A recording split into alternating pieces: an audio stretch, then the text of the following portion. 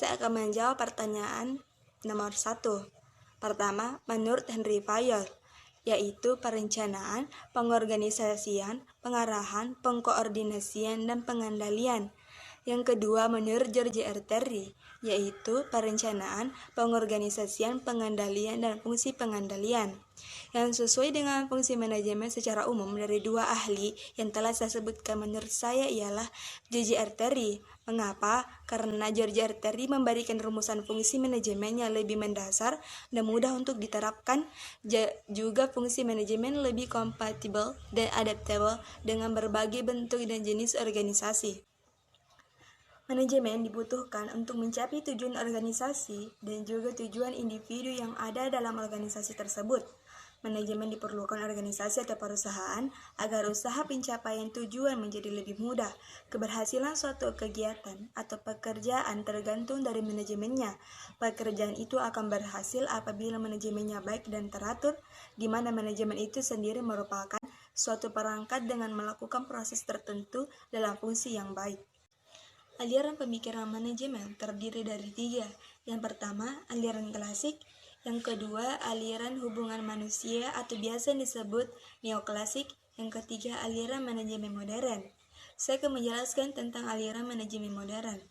Dalam perkembangan aliran ini terdapat 2 jalur yang berbeda, yaitu jalur perkembangan dari hubungan manusiawi dan jalur manajemen ilmiah. Munculnya aliran manajemen modern disebabkan para manajer menemukan bahwa dengan pendekatan klasik, efisiensi produksi dan keselarasan kerja yang sempurna tidak dapat diwujudkan. Seringkali para bawahan kurang mengikuti pola perilaku yang rasional dalam mengoperasikan pekerjaannya. Perencanaan adalah tahapan awal dari proses manajemen. Oleh sebab itu, kemampuan untuk melaksanakan perencanaan merupakan salah satu fungsi dan peran seorang manajer. Perencanaan adalah fungsi manajemen primer, yakni tahapan yang mendahului serta menjadi pondasi terhadap fungsi-fungsi manajemen lainnya. Tujuan perencanaan yang paling esensial adalah meminimalisasi risiko atau hambatan dan ancaman yang mengelilingi organisasi atau perusahaan, sehingga memberikan kepastian dalam pencapaian tujuan. Perencanaan dilaksanakan agar dapat memberi kekuatan positif untuk mencapai tingkat keberhasilan yang sangat baik. Apabila perencanaan terlaksana dengan baik, maka proses koordinasi dan efisiensi akan terpenuhi secara signifikan.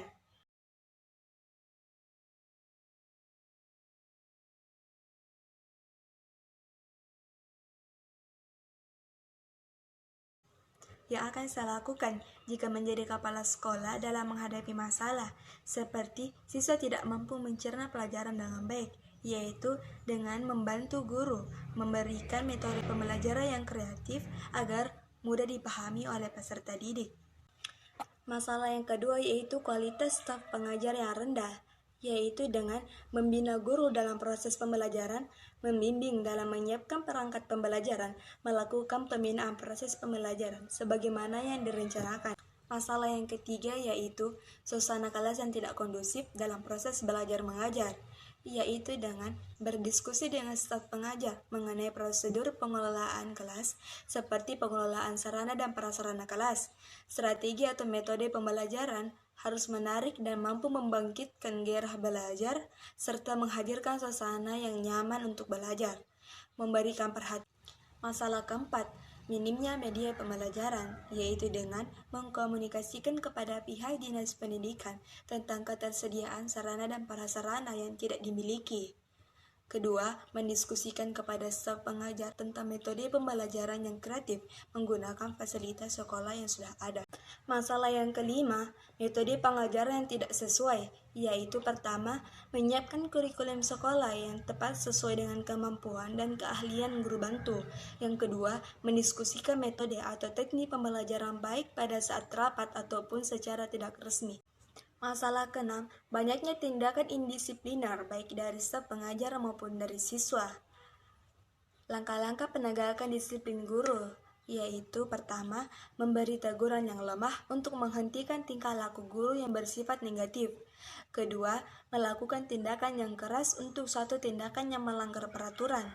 Ketiga, penghapusan penguatan yang telah diberikan apabila ada tindakan dan tingkah laku yang tidak sesuai dengan aturan dan norma yang berlaku. Keempat, memberikan sanksi yang logis terhadap pelanggaran tata tertib organisasi.